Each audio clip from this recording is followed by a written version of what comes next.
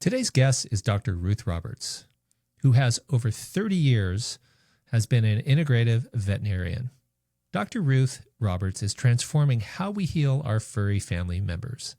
Creator of the original CrockPET Diet, she's helped thousands of pets conquer kidney disease, cancer, allergies, and chronic conditions through her revolutionary holistic approach. Dr. Ruth just doesn't treat symptoms. She empowers pets to thrive naturally. Through her Holistic Pet Health Coach certification program, she builds an army of passionate advocates who deliver personalized, life-changing care. Her mission? Reshape pet wellness forever, ensuring every beloved companion lives their healthiest, happiest life. Dr. Ruth Roberts, welcome to Rebels with a Root Cause. Tim, I am delighted to be here. I've been very excited about this conversation for a long time. Yeah, well, thank you. Well, I remember meeting you a few years ago. Boy, I think it was probably 3-4 years ago at one of our mastermind events, of course, in one of the summits as well. And you said something that was so striking. It's like, we have these pets and we don't realize how fragile they are, how important they are. I think we have an understanding of how important they are, but for us to lead a life of eating organic and going to functional medicine doctors, integrative doctors, doing all the right things, but we're feeding our dogs food out of a can. We're taking them to a regular veterinarian. There seems to be some imbalance here. So I'd love to get your your history. Like, your rebel story is so amazing as a traditional vet, and how you just said enough. Like, I'm done. Like, I need to move this in a different direction. It comes out of 3 massive points of frustration. The first was I was in a practice where I was euthanizing 6-7 animals a day. It was heartbreaking, to say the least. And I'm looking at these animals coming in, and some of them were really sick, and they were old, and they, had cancer or horrible arthritis, so I could understand. But some of these guys were young, and they were dying of things that were preventable. And so some of that was actually infectious disease. Some of it was, people just didn't know what to do. And they had been told by other veterinarians, that's all we've got. You've done everything you can. There's no other options. And then the second thing that happened was that my dog Arnold, who was this beautiful Brittany Spaniel, English Setter Cross, he looked like Falco from the Never-Ending Story. He lived to be 17, and his last 6 months were tough. His mind was still there. He was still present. He was still thinking. His body was falling apart, and I just didn't have any other options for him at that point. And so the day I euthanized him, I made a promise to him that I would find other options. And so that's what started me down the path of training in traditional Chinese veterinary medicine. And then the third thing is what makes most people come into functional medicine if they're in the healthcare professions to start with. And that's that they got sick. And indeed I did. I got fibromyalgia and IBS and a few other alphabets dumped on top of me. And I had seen enough of my clients being diagnosed with fibromyalgia and beautiful, smart, intelligent people being turned into junkies because pain control medications at that point was the only option. I knew that's not the path I wanted. And so I looked for someone in my area and was fortunate to find a functional medicine practitioner back in 2006 when functional medicine was really just getting started. And so he walked me through what I needed to do. And that learning lesson made me think, why am I not doing this for animals? Who's teaching this for animals? And it turns out there wasn't anybody.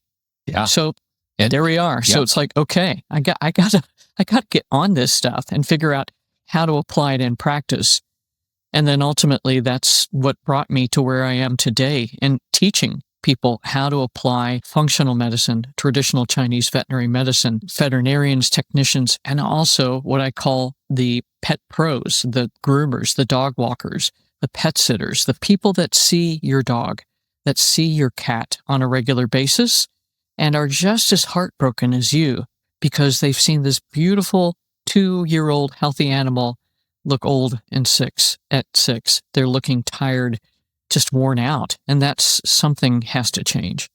So this has been truly this sort of awakening in 2006 to this new profession in 2026. It's been astonishing.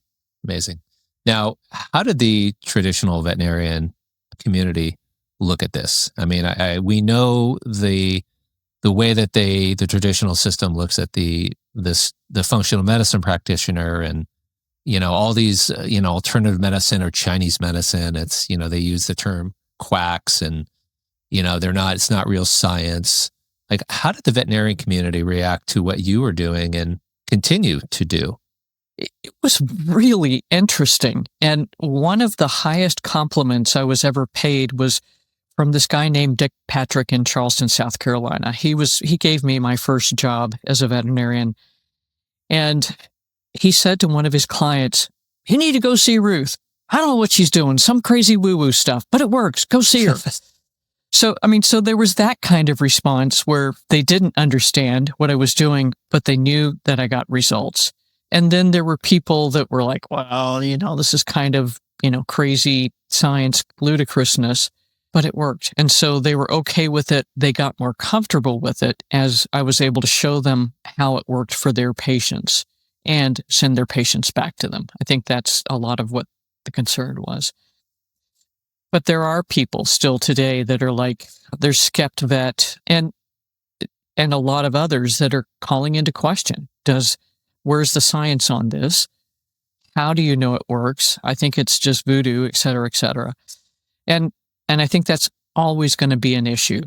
But there are so many veterinarians that I think are frustrated because they're doing everything they know how to do and they're still seeing their patients suffer. And so they're starting to look for other ways, which is a big signal of hope. Yeah. Let's talk about food as medicine, because you normally don't think about it for the dogs, but you absolutely found it. And, from what I understand, and you can tell the story, that a simple CrockPET recipe for your dog actually turned into a brand and a movement. Now it's trademarked as the CrockPET Diet.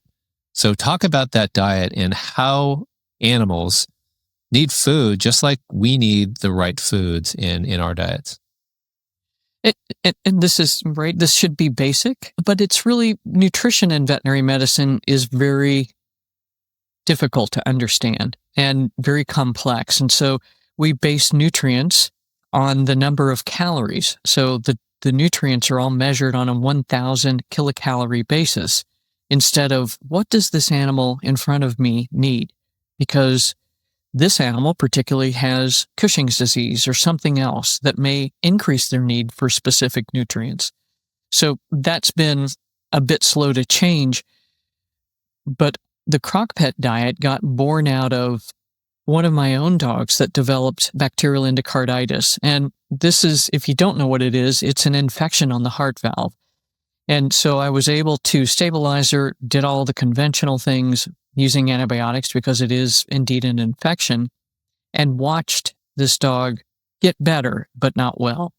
So she had something like a 1 centimeter diameter lesion on her heart valve. And I took her with me to my next class down at the Chi Institute in Redding, Florida. And so they said, okay, you need to do these acupoints, you need to give her these herbs. And finally, one of my professors said, you need to cook for her. And this is like heresy in veterinary medicine because the idea is that it has to be complete and balanced for every bite, that's the way we do it, right? That's what we're trained to do. And so I took a deep breath. This dog would not let me put needles in her. She's like, not happening. She took the herbs. She thought that was okay. She thought home cooking was a profoundly good idea. And Tim, over 3 months on ultrasound, I watched that 1 centimeter lesion go down to 3 millimeters, which is about the width of a piece of paper. So we went from a marble to a piece of paper in 3 months with herbs and food. And so I had no choice. I had to start talking to my clients about using food as medicine to help change things. So One of the other big cases that I really stuck in my mind was this dog named Murphy. It was a Labrador. He had a meningiosarcoma in the skin, and this is still a very deadly tumor.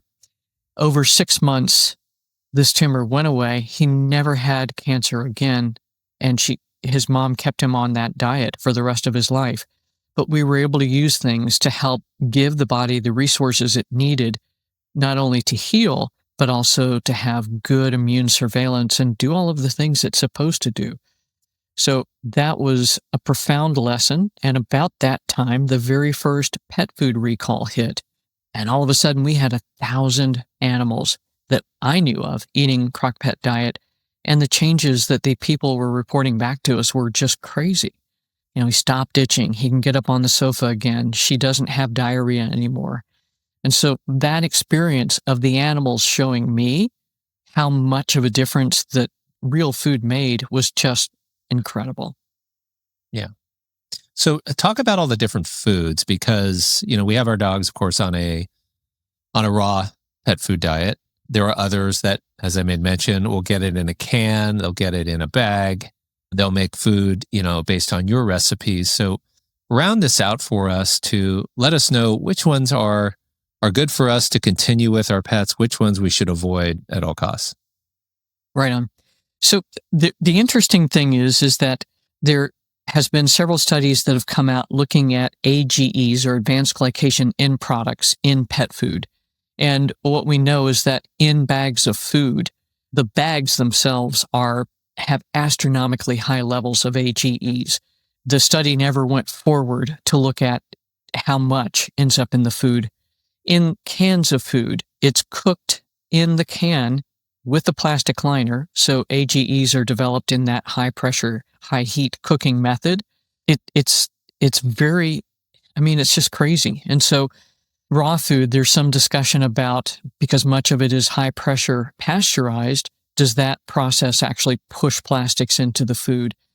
So they don't have AGEs, but there's another concern there. So the method that delivers the least AGEs, that is a cooked method, is actually slow cooking. And so that's part of why I recommend using a slow cooker to do a CrockPET Diet or however else you're going to cook food. And what I think is important to know too is that times are getting tough out there right now. And so there may be what you want to do and what's optimal, and then there may be what you can afford to do. So the good news is the Dog Risk Institute in Sweden published a paper not so long ago showing that if you add as much as 20% fresh food to your pet's diet, regardless of what you're feeding, you're going to make a massive improvement in all of the health markers in terms of inflammation, gut microbiome, all of those things. So and the other factor is, what will your dog eat? What will your cat eat? And sometimes that's what you have to kind of do your best with. Yeah. Now, some of your recipes, because we know some popular dog foods out there that have carrots and vegetables, and whether it's turkey or beef or chicken. So how important are these types of ingredients in a dog's diet or a cat's diet? I think I'm more talking about dogs. And guess what? What's so funny about this conversation is that I had my door closed in my studio, and the door opens. I'm like, how'd this open? And next thing you know, all 3 dogs come in. So they must have known that we were talking about dinner. Wow. Yeah, I know. Go figure that. And now I have 2 of them underneath. Actually, all 3 of them underneath me, by the way. This is really funny. So they're wondering, do they need vegetables? Do they just need raw food? What is the balanced diet for dogs? And should they be eating the same thing over and over? So, rotation, I think, is important, just because if you eat raw turkey for the rest of your life, likely you will develop a sensitivity to it. And the other thing that's super interesting is if we look at the things that will help us detoxify, those are things like polyphenols, which you find in the rainbow of colored vegetables. That's fiber, which helps to adsorb a lot of the toxins and help carry those waste products out of the system. And I think many of the raw feeding groups are starting to incorporate these vegetables into into their diets, which is super important, but I think there's always room for more. If we, there's some interesting discussion about, okay, paleo, what was really paleo? But people were foraging and actually baking back 30,000 years ago, foraged grains. So it's a little bit different than I think we think it is. And I think that everybody ate a lot more fiber than we do currently. I mean, there's still indigenous cultures where humans are eating 50 grams of fiber every day. And for our pets, if for sort of foraging dogs, they're eating 30, 40 grams of fiber every day and staying healthy. Now, what about the, so the raw food though, they also, I believe there's organ meats in these as well as potential bone. Is that correct? Do they grind everything up? And is that providing enough nutrition like the fiber and the other nutrients they need? Right on. So the thing is that almost any commercial raw food is going to be complete and balanced for all life stages according to AFCO standards, right? Because that's what helps people understand that they're getting adequate nutrition for their animals. And indeed, many raw foods will either include ground up bone, some in big chunks, some in small chunks, as well as other foods to help provide the specific nutrients to balance the diet. So to my mind, it's interesting if we look back at Juliette Barclay-Levy, who was the originator of the natural rearing method in dogs. She was feeding a lot of vegetables, a lot of grains to add that fiber back in, as well as milk and honey water. So I think this is something the raw food folks have kind of moved away from, but I think we need to revisit incorporating this. Yeah, I agree. And this is actually bringing to light now that we need to look at, what we're feeding our dogs and making sure they're getting enough fiber. I was not aware of that. So thank you for this. This is so important when you think like, hey, this is a raw food diet. Like, okay, well, we also, the carnivores are out there, right? All they do is just eat the meat, but they're missing the other essential nutrients. And you talk about the rainbow, right? All the spices, all the vegetables, all the things that have the polyphenols, the certain foods that have great fiber. Like these are all important to our bodies. And I'm assuming that, our pets are the same way. They have requirements that are very similar to ours, but they also have different. So can you explain some of the differences between the human and the animal? So obviously dogs and cats have much shorter guts. And so this is kind of the part of the theory about this is why they're specifically built to process raw foods only. And for cats, I would absolutely agree. They're still hunters and they still, they thrive on the prey model. However, so many cats are addicted to kibble that it's difficult to get them over to what's most appropriate for them. And for dogs, they're more of an omnivore. So they've adapted and developed more amylase genes to be able to process starches.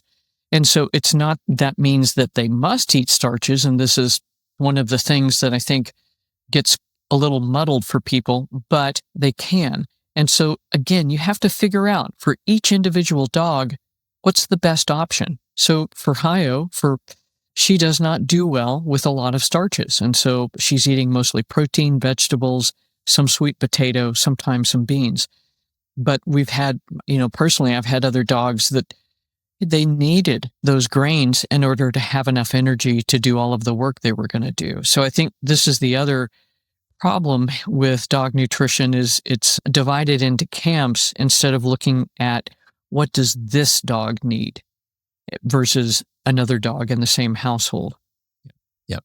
All right. Last question on the diet, because this is so interesting and so good.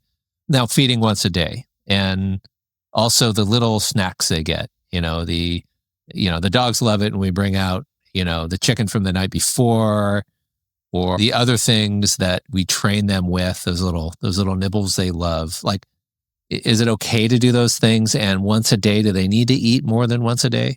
So again, the Dog Risk Institute came out with a study. Actually, it was the Dog Aging Project.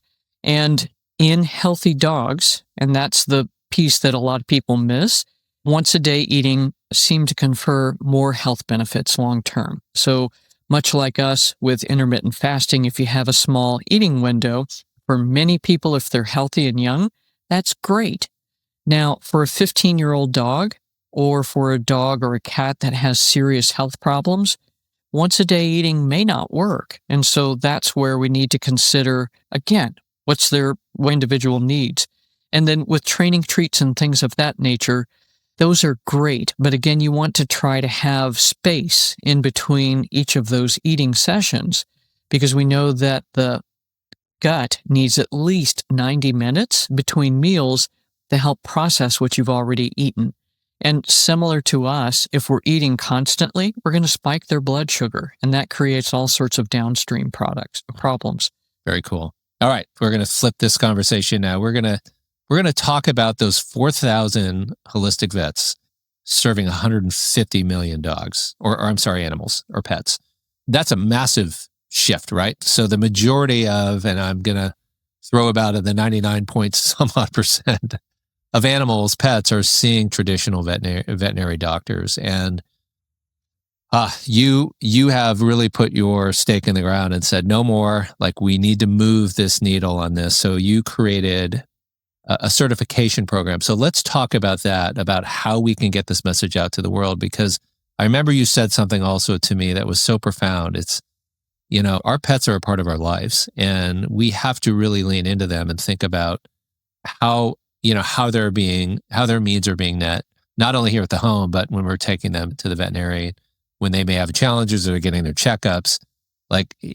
So just talk about that, about your certification program and where you see the future of pet care. Right on. So one of the things I want to make clear is that right now, veterinarians are so overwhelmed, traditional or conventional veterinarians. They're being asked to see patients every 12 to 15 minutes. And for an animal that's sick, that's not enough time for comments from the crew, right? So, So for the average veterinarian, they're being asked to see animals every 12 to 15, sometimes 20 minutes. But if your pet is sick, that's not enough time to have an in-depth conversation about what options are.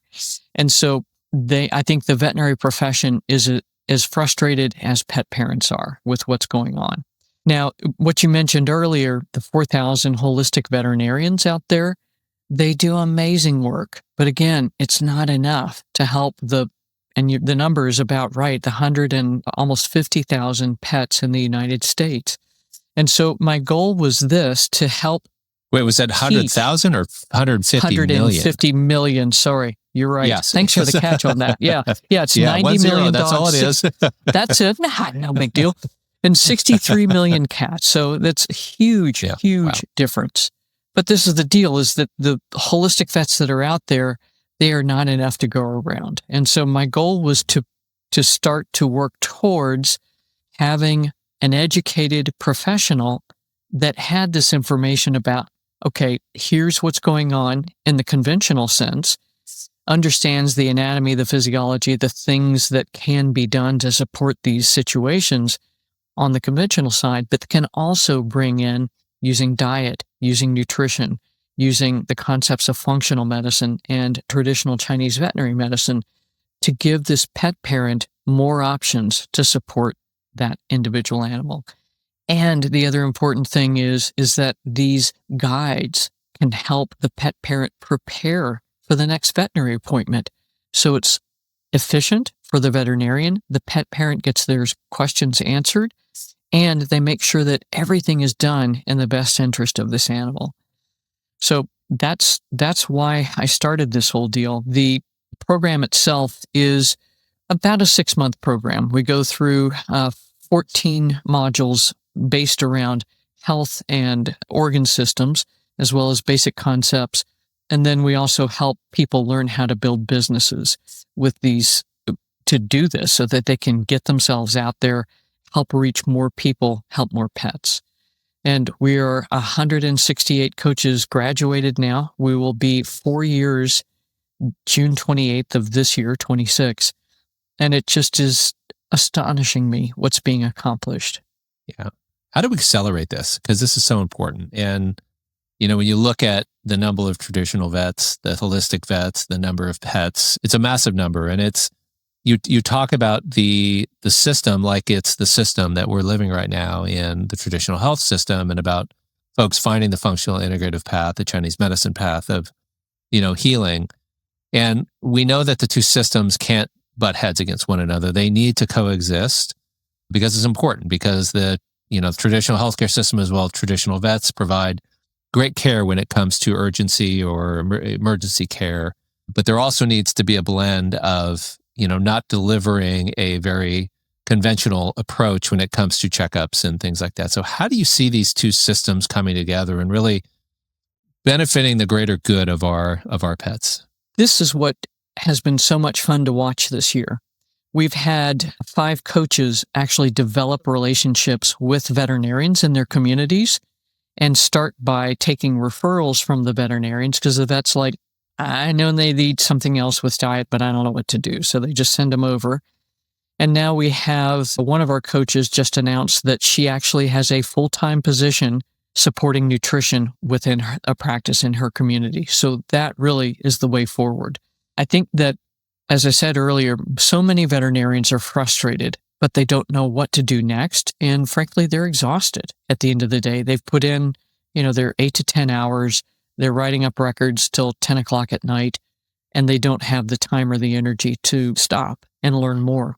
So this is where these trained professionals, and some of them are veterinarians and veterinary technicians, come in and are able to help take that education piece off the shoulders of the veterinarian, off the shoulders of the technical staff that need to be doing other types of work, and become that liaison for education between the pet guardian and the professionals within the practice. So that, I think, is the way forward, because there's so much frustration, and we all know that the pets aren't being served as well as we would like them to be, and because they're not anywhere near the standard of health that I'd like to see across the world. Yeah. What are those shifts that you would love to see that, like the old saying goes, these little hinges can swing big doors. What are those little hinges inside the veterinarian world to swing these big doors of health for pets? I think, honestly, it's getting in with some of the larger practices, and they trial it on a small basis. So maybe one coach comes in, and if they've got a telemedicine arm within the practice, that coach may serve several practices. And then as they see, wow, this is making a difference, and it's still keeping the client coming into the office for all of the other services, because we're, again, working in a collaborative fashion rather than a contentious one. That's going to make a big difference. So, if we can reach out to a practice that has, say, 40 offices and start to get 1 or 2 coaches, and all of those offices start to see the results, that's going to push the lever forward. And then the other thing is making pet parents aware that there are other options, that there is somebody that can sit down with you for an hour or an hour and a half and go through all of the things that your dog or your cat has experienced in their life in terms of both health and wellness, and start to help you think through what maybe pushed them from wellness into disease.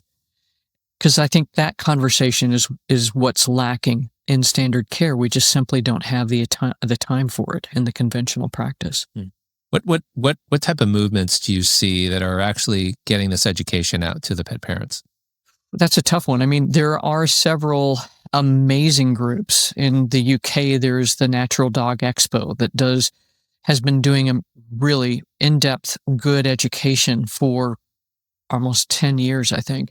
And then there are several smaller meetings across the United States.